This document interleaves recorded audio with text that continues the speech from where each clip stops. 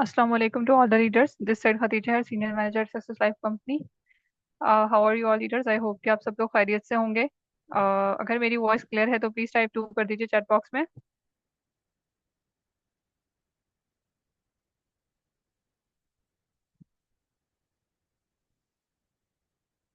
Okay. तो leaders, आज का जो हमारा टॉपिक है अगेन प्रोस्पेक्टिंग से ही रिलेटेड है, बिकॉज यही प्रोस्पेक्टिंग ही आपकी एक डीप इंसाइट और नॉलेज है. अगर आपने यहाँ पर अपने कमीशन को डबल करना है तो आपको प्रोस्पेक्टिंग जो है वो एक डीप इंसाइट के साथ लर्निंग जो है वो इसकी करनी होगी. तो स्टार्ट करते हैं. बिस्मिल्लाहिर्रहमानिर्रहीम.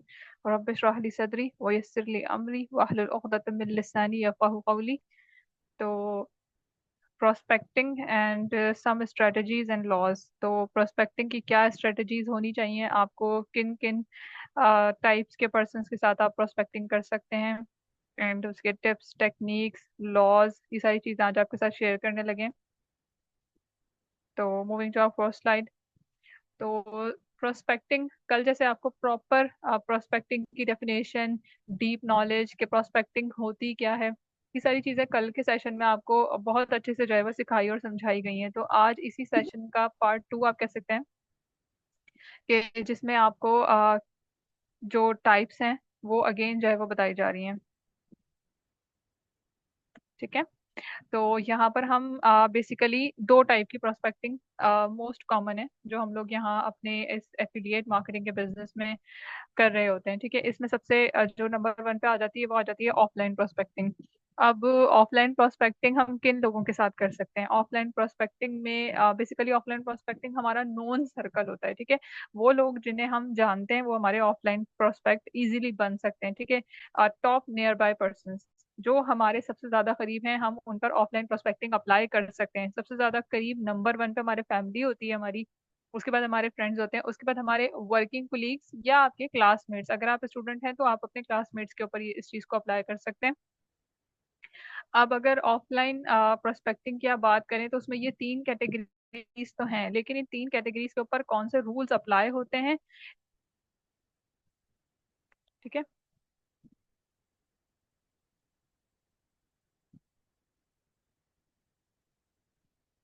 सबसे पहले तो फैमिली. ठीक है. अब फैमिली के ऊपर आप कैसे अपने ऑफलाइन प्रोस्पेक्टिंग को अप्लाई कर सकते हैं कि अगर आप अपने बिजनेस के बारे में बताना चाहते हैं. प्रोस्पेक्टिंग का मतलब ये होता है कि आपने अपने बिजनेस को आगे लोगों तक लोगों को गाइड करना है, उनको बताना है अपने बिजनेस के बारे में. तो सबसे पहले अपनी फैमिली को आप गाइड करेंगे. नंबर वन पे आपकी फैमिली आती है तो आप अपनी फैमिली को गाइड करेंगे, जैसे कि आपके सिबलिंग्स हो गए, आपके पेरेंट्स हो गए. जब आप यहाँ इनरोल होते हैं, किसी भी ऑनलाइन काम को सीखते हैं, कोई स्किल सीखते हैं या अपने अपना कोई बिजनेस स्टार्टअप लेते हैं, तो आपकी फैमिली को तो ऑलरेडी पता होता है कि आप क्या काम कर रहे हैं. तो उनको गाइड करना मोस्ट इजी होता है, क्योंकि वो आपके ऊपर ऑलरेडी ट्रस्ट कर रहे हैं. उनको पता है कि आप किस प्लेटफॉर्म पे काम कर रहे हैं, किस चीज के लिए काम कर रहे हैं, क्या स्किल्स सीख रहे हैं. अगर उन्होंने आपके लिए पे किया तो डेफिनेटली उनको इन सारी चीजों के बारे में पता है.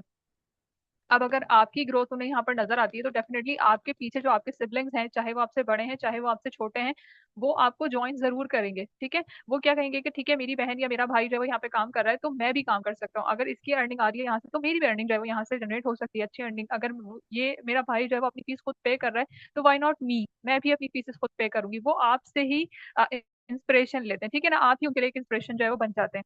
नंबर टू पे आपके फ्रेंड्स आ जाते हैं. अब अगर आप अपने फ्रेंड सर्कल में जैसे कि यहाँ पर आपको प्रोस्पेक्टिंग स्टार्ट करते हुए सबसे पहले तो आपको लिस्ट ही बनानी होती है कि जैसे कल की स्लाइड्स में भी आपको बताया गया था कि जो नंबर वन स्टेप है वो यही है कि आपने लिस्ट बनानी है. टॉप 5 में उन उस लिस्ट को जो है वो कैटेगराइज करना है. ठीक है. अगर आप अभी भी अगर आप नोट्स बना रहे हैं तो सबसे पहले नंबर वन पर आपको यही लिखना चाहिए कि अगर आपने ऑफलाइन प्रोस्पेक्टिंग करनी है या आपने ऑनलाइन प्रोस्पेक्टिंग करनी है, आप सबसे पहले लिस्ट बनाना मोस्ट इंपॉर्टेंट है कि आपने एक लिस्ट क्रिएट करनी है. अब लिस्ट आपने बनानी कैसे है कि आपने एक जैसे हम लोग एक्सेल शीट्स बनाते हैं उसमें हमारे सेल्स होते हैं, तो बिल्कुल इस तरीके से आप लोग सेल्स ये बना 32 का सकते हैं था उसमें. तो किस लिए? माइक यूज करें. ये ले फिर, ये भी ले।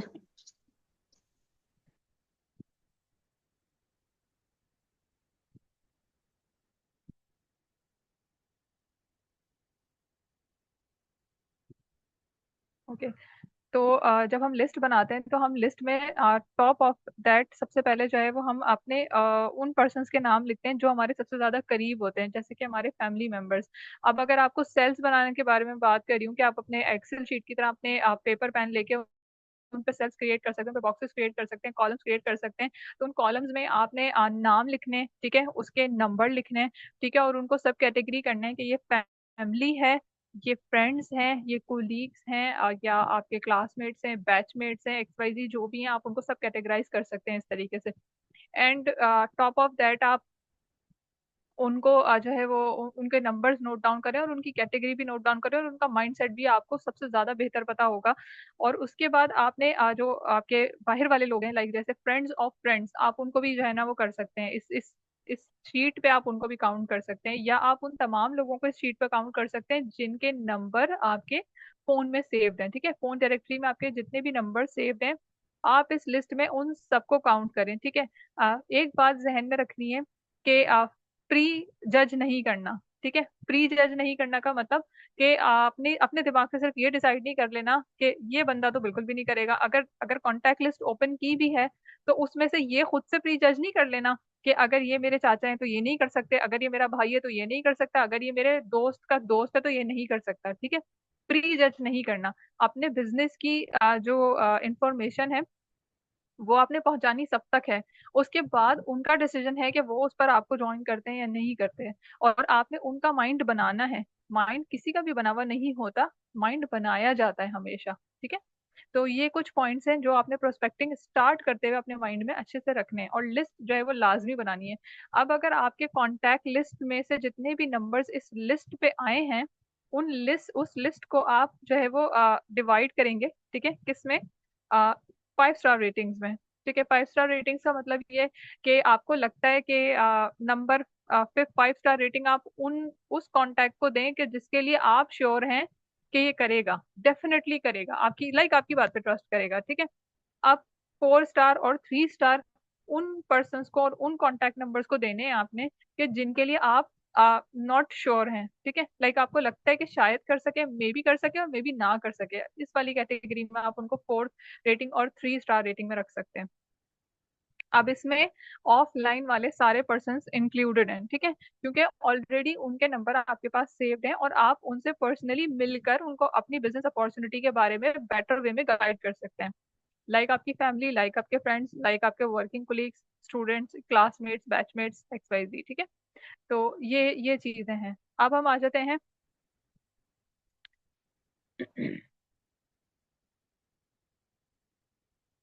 अच्छा, यहाँ पर एक और पॉइंट है जो मैं आपके साथ शेयर करना चाहती हूँ before we moving to the next slide.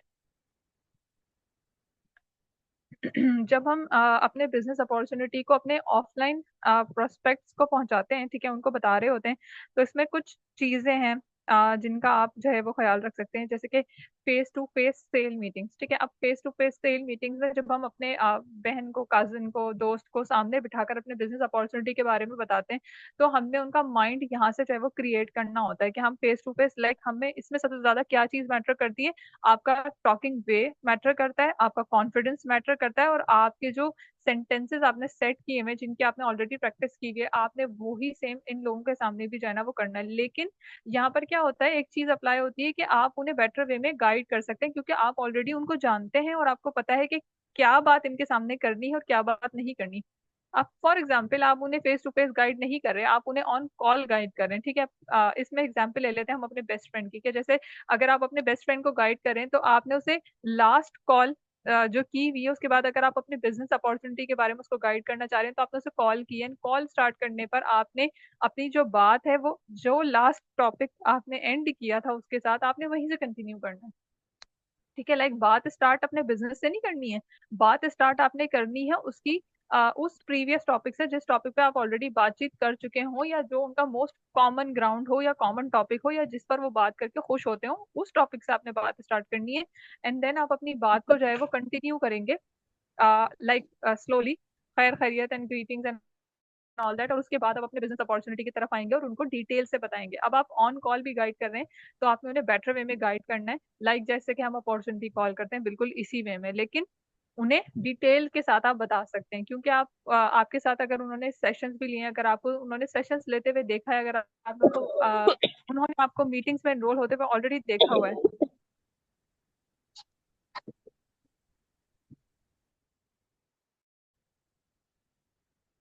उन्होंने अगर आपको ऑलरेडी मीटिंग में एनरोल होते हुए देखा हुआ है, तो उनको पता है आपके काम के बारे में। उसके बाद यहाँ पर एक और चीज है जो ऑफलाइन प्रोस्पेक्टिंग का पार्ट इजीली बन सकती है, और वो है कम्युनिटी इवेंट्स। ठीक है, लाइक खानदान की शादी, या फिर आपके किसी फ्रेंड्स, क्लासमेट, बैचमेट्स, या आप उनके किसी घर के इवेंट में, किसी की बर्थडे पार्टी हो सकती है, किसी का अकीका हो सकता है। लाइक इस तरह के जो हमारे सोशल इवेंट्स होते हैं जहाँ पे हम लोग सारे मिलके बैठते हैं, चाहे वो हमारा फ्रेंड सर्कल हो, चाहे वो हमारा फैमिली सर्कल हो, चाहे वो हमारे लाइक काइंड ऑफ फ्रेंड्स आप कह सकते हैं, उनका सर्कल हो, आप इन सारे गैदरिंग्स में अपने बिजनेस अपॉर्चुनिटी को अप्लाई कर सकते हैं, उन्हें अपने बिजनेस के बारे में बता सकते हैं। अब बताने का तरीका कुछ डिफरेंट भी हो सकता है, क्योंकि जब फेस टू फेस मीटिंग करते हैं तो बताने का तरीका कुछ डिफरेंट हो सकता है। लाइक इसमें जो नंबर वन पे टॉप नॉच फॉर्मूला है वो होता है बिजनेस कार्ड। आप अपना बिजनेस कार्ड प्रिंट कर सकते हैं। ठीक है, आप कैनवा से अपना खुद का एक अच्छा सा बिजनेस कार्ड डिजाइन करें, और उसके बाद जो है वो आप उसको प्रिंट करवा के अपने पास थोड़ी सी क्वांटिटी में प्रिंट करवा के रख लें। तो इससे क्या होता है कि जब भी आप किसी इस तरह के सोशल गैदरिंग्स में इन्वॉल्व हो रहे होते हैं, तो आफ्टर द डिनर या बिफोर द डिनर जब हम लोग सारे बैठ के बातें कर रहे होते हैं, तब आप अपनी बिजनेस अपॉर्चुनिटी को उन तमाम टेबल पर्सन्स के सामने डिस्कस कर सकते हैं, और अपना बिजनेस कार्ड उन्हें प्रेजेंट कर सकते हैं कि ये मेरा बिजनेस कार्ड है, अगर आप में से कोई भी मेरे बिजनेस में जो है वो इंटरेस्ट रखता है, तो आप मुझे इन नंबर्स पे कांटेक्ट कर सकते हैं। जो कि एक बहुत ही प्रोफेशनल एंड फॉर्मल वे है अपने बिजनेस अपॉर्चुनिटी को डिफरेंट पर्सन के सामने डिस्क्लोज करने का। ठीक है, उसके बाद ब्रोशर्स होते हैं, उसके बाद फ्लेयर्स होते हैं। ठीक है, जो हम पर्सन को जो है वो शो कर सकते हैं।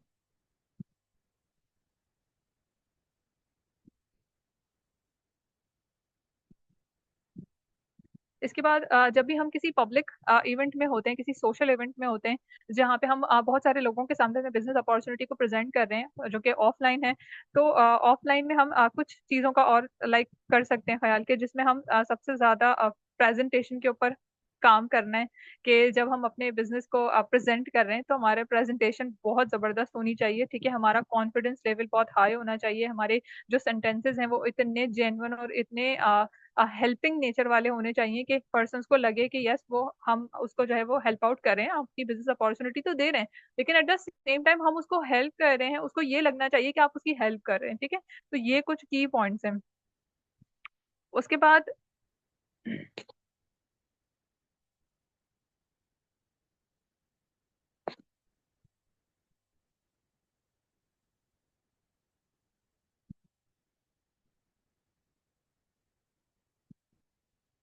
उसके बाद हम मूव करते हैं अपने ऑनलाइन प्रोस्पेक्टिंग पे। ठीक है, अब ऑनलाइन प्रोस्पेक्टिंग क्या है? ऑनलाइन प्रोस्पेक्टिंग एक बहुत ही डीप और वास्ट आप इसको कह सकते हैं, बिकॉज ऑनलाइन प्रोस्पेक्टिंग में आपके पास ऑल ओवर द ग्लोब आप जो है ना ऑनलाइन कनेक्ट होते हैं। ठीक है, अभी ऑफलाइन में तो आप सिर्फ उन लोगों के साथ कनेक्ट हो सकते हैं जिनको आप जानते हैं। लाइक आपके सोशल गैदरिंग्स हो गए, आपके खानदान के लोग हो गए, आपके फ्रेंड्स हो गए, आपके classmate, batchmate, schoolmates, college mates, university fellows, इस तरह के गैदरिंग्स। लेकिन ये तो बहुत ही एक कम क्वांटिटी है ना, अगर आप इसे काउंट करें तो एक कम क्वांटिटी है। लेकिन अगर आप शिफ्ट करते हैं ऑनलाइन प्रोस्पेक्टिंग पे, तो ऑनलाइन प्रोस्पेक्टिंग में तो एक ह्यूज क्राउड है आपके पास जिससे आप डील कर सकते हैं, जिससे आप प्रोस्पेक्ट कर सकते हैं, जिससे आप अपनी बिजनेस अपॉर्चुनिटीज के साथ शेयर उसके साथ शेयर कर सकते हैं। तो एक इतना बड़ा ग्राउंड है आपके सामने, वो तमाम लोगों से फिलअप है। अब वो सारे लोग ऑनलाइन वर्क ही सर्च कर रहे हैं, और वो सारे लोग आपके बिजनेस अपॉर्चुनिटी में इंटरेस्टेड हो सकते हैं। ठीक है, अब यहाँ पर आपको कौन से प्लेटफॉर्म्स हैं जहां पर आप ऑनलाइन प्रोस्पेक्टिंग कर सकते हैं? ठीक है, टॉप नॉच पे इंस्टाग्राम है। ठीक है, लिंक्डइन है, ट्विटर है, स्नैपचैट है, फेसबुक है, व्हाट्सएप है, आपके पास टिकटॉक है। इतने सारे प्लेटफॉर्म्स हैं जिन पर आप ऑनलाइन प्रोस्पेक्टिंग कर सकते हैं। तो आप ये देखें कि कितना ह्यूज क्राउड है। अब आप ये देख लें कि इंस्टाग्राम पे इस टाइम टोटल कितने बिलियन यूजर्स होंगे जिनको आप अप्रोच कर सकते हैं। अब उसमें से सारे लोग आपके लैंग्वेज को नहीं समझेंगे, लेकिन मोस्ट कॉमनली लैक्स में ऐसे पर्सन होंगे जो आपकी ही सेम लैंग्वेज को समझ सकते होंगे और जो आपके बिजनेस अपॉर्चुनिटी में इंटरेस्ट रख सकते हैं। अब ये वेरी नहीं करता कि आप सिर्फ पाकिस्तानी कम्युनिटी को ही डील करें, यस आप करंटली पाकिस्तानी कम्युनिटी को डील करें, but at the same time आप आगे फ्यूचर में डिफरेंट कम्युनिटीज को डील कर सकते हैं। Same rules goes with all the platforms, Instagram, LinkedIn, Twitter, Facebook, WhatsApp, TikTok, और मोस्ट कॉमनली अभी जिस पे आप बहुत अच्छी ऑनलाइन प्रोस्पेक्टिंग कर सकते हैं वो इंस्टाग्राम और टिकटॉक है, स्नैपचैट है। यहाँ की जो आवाम है, यहाँ की जो कम्युनिटी है, वो आपको बेहतरीन कन्वर्जन में मिलती है, ठीक है। तमाम डिजिटल चैनल्स को आप अपने ऑनलाइन प्रोस्पेक्टिंग के लिए यूज कर सकते हैं। अब उसे यूज करना कैसे है, ये आगे फर्दर के सेशंस में आपको प्रॉपर गाइड किया जाएगा। यहाँ पर भी कुछ टिप्स एंड ट्रिक्स हैं जो आप ऑनलाइन प्रोस्पेक्टिंग में अप्लाई कर सकते हैं। लाइकवाइज जैसे कि कुछ टेक्निक्स आपके साथ शेयर कर रहे हैं स्क्रीन के ऊपर, जैसे सोशल लिसनिंग, ठीक है। उसके बाद कंटेंट मार्केटिंग है, पेड एडवर्टाइजिंग है, ऑनलाइन कम्युनिटीज है। अब सोशल लिसनिंग का क्या मतलब होता है कि हम जिस जिस इंडस्ट्री का हम पार्ट है ना, तो उस इंडस्ट्री में कितने लोग हैं, ठीक है, और वो किस तरीके से अपनी ऑनलाइन प्रोस्पेक्टिंग को लेके चल रहे हैं। जब आप किसी भी मार्केट का पार्ट होते हैं ना, तो आपको मार्केट में जितने भी लोग हैं ना, उनके बारे में अच्छे से पता होना चाहिए, नो हाउ होनी चाहिए कि वो किस तरीके से काम कर रहे हैं। क्या वो आपसे बेटर काम कर रहे हैं? अगर वो आपसे बेटर काम कर रहे हैं, तो इट मीन्स कि आपको उन्हीं के ट्रिक्स जो है वो अप्लाई करने चाहिए। अगर उनको कन्वर्जन बेहतर मिल रहा है, तो व्हाई नॉट यू, ठीक है। किसी को कॉपी नहीं करना है, लेकिन किसी की बेहतरीन ट्रिक्स को अपने साथ अपने बिजनेस में इम्प्लीमेंट करना इज मतलब ये कोई गलत बात नहीं है। अगर किसी पर्सन को बेहतरीन कन्वर्जन मिल रहा है, उसके कुछ टिप्स एंड ट्रिक्स हैं और वो उन चीजों को सामने दिखाकर शो कर रहा है, तो आपको भी उस चीज को इम्प्लीमेंट करना चाहिए, डेफिनेटली करना चाहिए, ठीक है। तो मॉनिटर इंडस्ट्री कन्वर्सेशंस के आपकी इस टाइम इंडस्ट्री में क्या कन्वर्सेशंस चल रही हैं, क्या टिप्स एंड ट्रिक्स हैं जो वो अप्लाई कर रहे हैं। लाइकवाइज हम अपने सेशंस में आपको प्रॉपर गाइड करते रहते हैं, और इसके बाद भी जब आपकी ट्रेनिंग एंड हो जाएगी, इसके बाद भी आपके सेशंस हमारे साथ चलते रहेंगे, जिसमें हम आपको न्यू टिप्स एंड ट्रिक्स और टेक्निक्स जो है वो आपके साथ शेयर करते रहेंगे कि मार्केट में अब क्या न्यू चीज है, क्या आप उसे प्रोस्पेक्टिंग पे अपने बिजनेस पे अप्लाई कर सकते हैं, ठीक है। अब यहाँ पे पॉइंट नंबर 2 है कंटेंट मार्केटिंग, ठीक है। Share valuable content to attract prospects. अब वैल्यूएबल कॉन्ट्रैक्ट कंटेंट का मतलब होता है कि ऐसा कंटेंट जो आपके प्रोस्पेक्ट को अट्रैक्ट करे। लाइकवाइज एक ऐसा कोई पोस्टर वर्क फ्रॉम होम का, वी आर हायरिंग का, ठीक है। क्योंकि हम जिस इंडस्ट्री का पार्ट है, यहाँ पर इस तरह के पोस्टर्स पे बहुत ज्यादा कन्वर्जन मिलता है। लोग आपसे खुद आकर पूछते हैं, आपके डीएम में, आपके चैट बॉक्स में आपसे आके खुद बात करना स्टार्ट करते हैं कि लाइक जी आपने कहा कि वी आर हायरिंग, तो मुझे आपके साथ काम करना है, आप बताएं आप क्या काम करते हैं, ठीक है।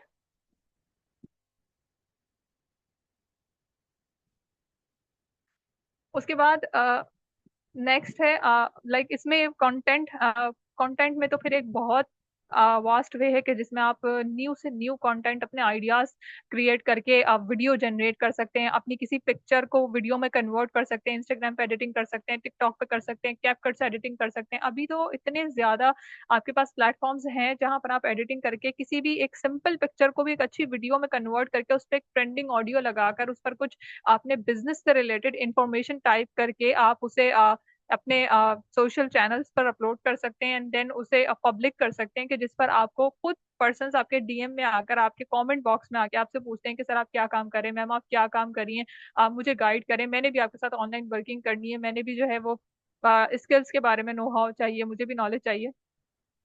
तो कंटेंट तो एक बहुत बड़ी इंडस्ट्री है कि आप जितना चाहे और जैसा मर्जी चाहे कंटेंट बना सकते हैं। एंड इस कंटेंट मार्केटिंग पर ही आपको बेहतरीन पर्सन्स और प्रोस्पेक्ट्स मिलते हैं कि जो आपके साथ अटैच होते हैं, आपका एक आपकी टीम क्रिएट हो जाती है, एंड देन आप उस टीम से अपनी लग्जरी इनकम जनरेट कर सकते हैं। जो आप कमीशन बेस्ड वर्किंग करते हैं वो तो चीज है, एक अलग है, लेकिन इसके साथ साथ अगर आप अपनी लग्जरी इनकम रिसीव करना चाहते हैं, तो लग्जरी इनकम के लिए आपको अपनी टीम बिल्ड करना जरूरी है यहाँ पे, और टीम बिल्ड करने से ही आपका जो पे आउट है वो हैवी हो जाता है, ठीक है। तो सिर्फ ये चीज है कि इसको अपने अपने माइंड में रखना है, और आगे फर्दर जो आपकी मैम बरीना के साथ सेशन होंगे जिसमें आपको social media marketing and content creation proper सिखाई जाएगी, तो आपको ये चीजें जो मैं आपको अभी स्टार्टिंग पॉइंट पे बता रही हूँ, आपको वो चीजें डिटेल में सामने स्क्रीन पे देखने को मिलेंगी इंशाल्लाह। उसके बाद आ जाती है पेड एडवर्टाइजिंग।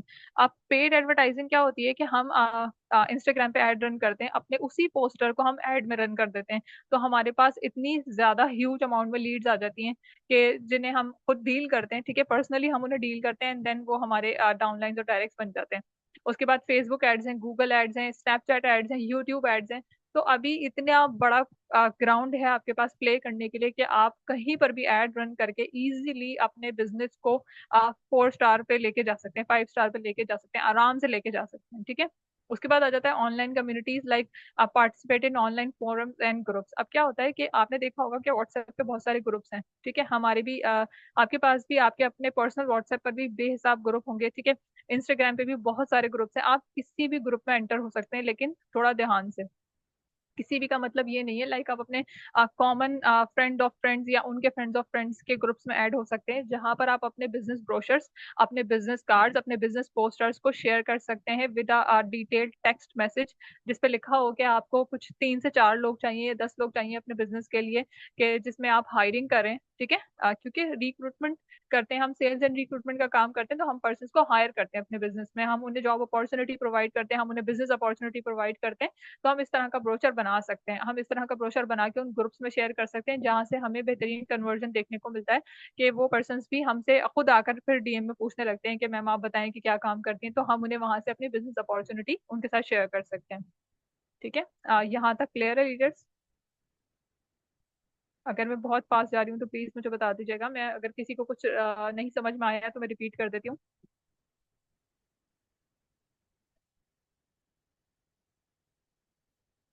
ओके,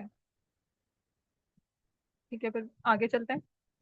उसके बाद यहाँ पर देखें, कुछ चीजें हैं लाइक हाउ वी स्टार्टेड। अभी ये सब तो हमें डिटेल से पता चल गया कि काम करना कैसे, ठीक है। किस किस प्लेटफॉर्म पे जाके काम करना है, ऑनलाइन कैसे करना है, ऑफलाइन कैसे करना है, ये सारी चीजें हमें पता हैं। अब यहाँ पर 4 मेजर स्टेप्स हैं प्रोस्पेक्टिंग के, ठीक है। अब 4 मेजर स्टेप्स में नंबर 1 पे अपॉर्चुनिटी कॉल आती है, ठीक है। अपॉर्चुनिटी कॉल आप लोगों की अल्हम्दुलिल्लाह अल्हम्दुलिल्लाह पूरे बैच की क्लियर है। अब जितने भी अब तक आपके लाइव डेमोज हुए, आपने अल्हम्दुलिल्लाह सबने जो है वो अपॉर्चुनिटी कॉल को क्लियर किया है। और उसके बाद जो सेकंड स्टेप है वो फॉलो अप है, जैसे कि आपका मैम बरीना के साथ सेशन हुआ था, फॉलो अप का एक डिटेल्ड फॉलो अप सेशन उन्होंने आपको दिया है कि फॉलो अप करते कैसे हैं। अब अपॉर्चुनिटी कॉल आपको पता है कि क्या होती है, अब आपको फॉलो अप भी पता है क्या होता है, एंड थर्ड जो अभी रिसेंट आपके सेशन हुए हैं ऑब्जेक्शन हैंडलिंग के, तो अब आपको ये भी पता है कि ऑब्जेक्शन हैंडलिंग क्या होती है, ठीक है। अब जस्ट एक फाइनल स्टेप है आपकी प्रोस्पेक्टिंग का, जो कि अब इन सेशंस के बाद आपके साथ इंशाल्लाह बहुत जल्द शेयर होगा, और वो होगा क्लोजिंग का, ठीक है। तो ये 4 मेजर स्टेप्स हैं जो आपने अपने माइंड में रखने हैं प्रोस्पेक्टिंग करते हुए, कि आपने अपने प्रोस्पेक्ट को इन चारों स्टेप से गुजारना है, तभी जाके आपको बेहतरीन कन्वर्जन जो है वो मिलता है। तो ये 4 स्टेप्स हैं जो कि मेजर स्टेप्स हैं, और आपने इनको लाजमी याद रखना है। लाइक कभी भी आपसे कुछ मैम बरीना भी कभी भी आपसे पूछ लें कि प्रोस्पेक्टिंग के 4 स्टेप्स कौन से हैं, तो आप उन्हें वर्बली भी बता बता सकते हो, इतना आपके माइंड में होना चाहिए कि प्रोस्पेक्टिंग के 4 स्टेप्स हैं: opportunity call, follow up, objection handling and closing, ठीक है। अब इसमें फर्दर सब स्टेप्स भी आते हैं जो कि आगे आप सीखते जाएंगे तो आपको पता लगेगा, लेकिन मेजर जो है वो यही है। अब माइनर्स जो हैं या जो सब स्टेप्स हैं वो इंशाल्लाह आगे आपको सीखने को मिलेंगे। उसके बाद आ जाते हैं last but not the least and my favourite one, और वो है लॉ ऑफ एवरेज, ठीक है। अब लॉ ऑफ एवरेज क्या है? कोई बता सकता है लॉ ऑफ एवरेज क्या है? जल्दी से लीडर चैट बॉक्स में एक्टिव हो जाए।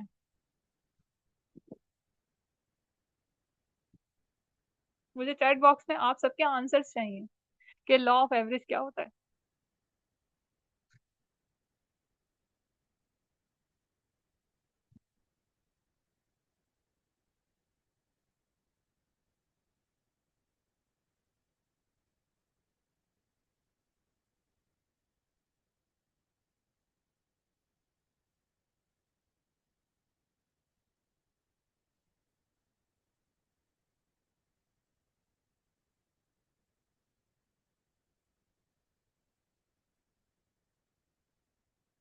ओके लीडर्स, ठीक है। लाइक लॉ ऑफ एवरेज एक ऐसा कॉन्सेप्ट है कि जिसमें आप जो है वो नंबर ऑफ पर्सन्स को डील करते हैं, ठीक है। और नंबर ऑफ पर्सन्स में, यस मैम, बिल्कुल सही।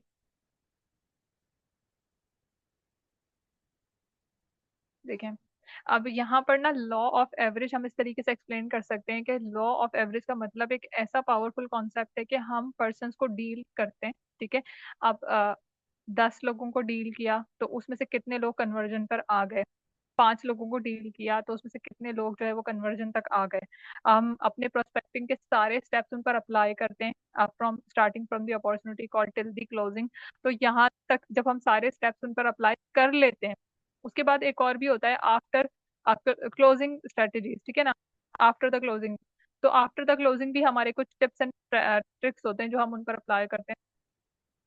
और उसके बाद अगर वो कन्वर्जन पर आ जाते हैं, तो कन्वर्जन पर आने वाले कितने हैं, अगर आप थोड़ा सा आप पीछे स्टार्टिंग सेशन पे चले जाएं जब मैंने आपसे लिस्ट बनवाई है, तो लिस्ट में से कितने लोग हैं जो क्लोजिंग तक आ गए, लिस्ट में से कितने लोग हैं जो पेमेंट तक आ गए, और लिस्ट में से कितने लोग हैं जो अभी सिर्फ और सिर्फ ऑब्जेक्शन हैंडलिंग पर अटके हुए हैं या फॉलो अप पे आपने उनको रखा हुआ है, ठीक है।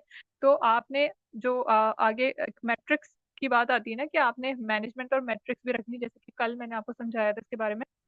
तो मैनेजमेंट यही है कि जो लिस्ट आपने बनाई है, जो सेल्स आपने क्रिएट किए हैं, उन सेल्स में आपने आगे फर्दर सब बॉक्सेस भी बनाने हैं कि जिसमें आप ये लिख सकते हैं कि इतने पर्सन अभी फॉलो अप पर हैं, ठीक है। उन पर टिक मार्क आप कर सकते हैं कि अभी ये जो नंबर है ये फॉलो अप पर है, अभी ये जो नंबर है इसका इसकी क्लोजिंग हो चुकी है या इसकी क्लोजिंग होने वाली है। इस तरह एक शीट, डिटेल्ड शीट आपने जो है ना वो मेंटेन करनी है। अब यहाँ पर आपके पास जैसे जैसे लीड्स आते जाएंगे ना, आप उन्हें जो है वो डील करते जाएंगे, उन पर प्रोस्पेक्टिंग स्टार्ट करेंगे, तो आपकी जो शीट है ना वो ग्रो करती जाएगी। और एक बात हमेशा याद रखिएगा कि जितनी आपकी शीट वेल मेंटेन्ड और ग्रोन होगी, उतना ही आपका एक्सपीरियंस बढ़ेगा, और जितना आपका एक्सपीरियंस बढ़ेगा उतना आपका law of average best to the best होता चला जाएगा, ठीक है। अब यहाँ पे कुछ की पॉइंट्स हैं जो कि लॉ ऑफ एवरेज पे अप्लाई होते हैं, जैसे कि नंबर्स गेम, ठीक है। अब नंबर गेम क्या है कि 10 लोगों को डील किया, ठीक है। अब उसमें से एक बंदे ने सिर्फ इंटरेस्ट शो किया, 10 को मैंने कॉल की, लेकिन उसमें से एक बंदे ने मुझे रिस्पॉन्स बैक किया, ठीक है। तो ये मेरा क्या है, 10% मेरा सक्सेस रेट है। अब अगर मैं 10 अगेन इसके बाद इस सक्सेस रेट के बाद मैं अगर 20 लोगों को कॉल करती हूँ और उसमें से मुझे 5 लोग रिस्पॉन्स करते हैं, तो मेरा सक्सेस रेट डबल हो जाएगा, ठीक है। उसके बाद आ जाता है रिक्रूटिंग, ठीक है। अब हम जब न्यू पर्सन को रिक्रूट करते हैं ना, तो उन पर हम अगेन अपना लॉ ऑफ एवरेज अप्लाई करते हैं, जितने लोगों को हम डील करते जाएंगे हम उन पर अपना लॉ ऑफ एवरेज अप्लाई करते चले जाएंगे ताकि हमारा लॉ ऑफ एवरेज बेहतर हो जाए। अगर आप मुझसे मेरा लॉ ऑफ एवरेज पूछे तो हर 10 में से 5% पे मेरा कन्वर्जन है। तो ये मेरा लॉ ऑफ एवरेज है और मुझे लगता है कि मैं इससे आगे जा सकती हूँ। हालांकि ये एक अच्छा रेट है लेकिन मुझे इससे आगे जाना है। क्यों? क्योंकि आप कभी भी स्टॉप नहीं करते, आपने लाइफ में ग्रो करना ही करना है एनी हाउ। यहाँ पर रुकना नहीं है, और जिस बिजनेस का आप पार्ट हैं इस बिजनेस में आप ब्रेक नहीं ले सकते। सबसे बिगेस्ट पॉइंट है कि अगर आपने यहाँ इस बिजनेस में पर्सन डीलिंग में मार्केटिंग में ब्रेक लिया, तो इट मीन्स कि आप न्यू ट्रेंड्स से लॉग आउट कर जाते हैं। जैसे कि हम अपने अकाउंट को लॉग आउट कर देते हैं ना, बिल्कुल ऐसे ही आपके माइंड से सारी चीजें लॉग आउट हो जाती हैं। आपने ब्रेक लेना ही नहीं है, आप यहाँ पर कंटिन्यू वर्किंग करते रहे, आपका जो लॉ ऑफ एवरेज है वो ग्रो करता चला जाएगा, इंशाल्लाह इंशाल्लाह।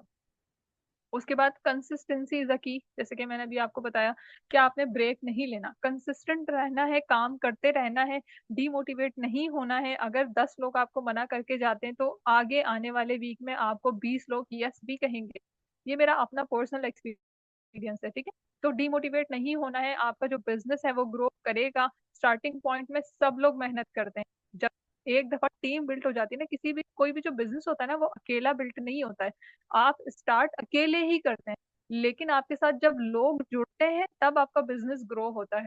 जब आपकी टीम बनती है तब आप नेक्स्ट लेवल पे जाके जो है ना अपनी ग्रोथ अपनी सक्सेस को देखते हैं। सक्सेस को देखने के लिए आप अकेले खड़े नहीं हो सकते, आपको अपनी टीम की जरूरत है, डेफिनेटली है।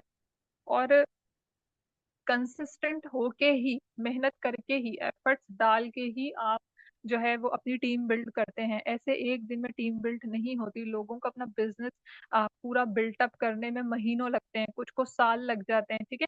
तो क्या होता है कि उनका बिजनेस एक एक टाइम आता है कि जब उनका बिजनेस ग्रो हो जाता है, लाइक अगर आप अपने स्टार्टिंग पॉइंट पर है ना, तो आप अपनी सारी चीजों को साइड पे करके, अगर आप स्टूडेंट हैं तो सिर्फ अपनी स्टडी को रखें और अपने बिजनेस को रखें, इसमें कोई तीसरी चीज ना आने दें, तभी आप ग्रो कर सकते हैं। अगर आप जॉब होल्डर पर्सन है तो अपनी जॉब को रखें और अपने बिजनेस को रखें और कोई तीसरी चीज इसमें ना आए, इन्वॉल्व ना हो, तभी आप बहुत अच्छा ग्रो कर सकते हैं।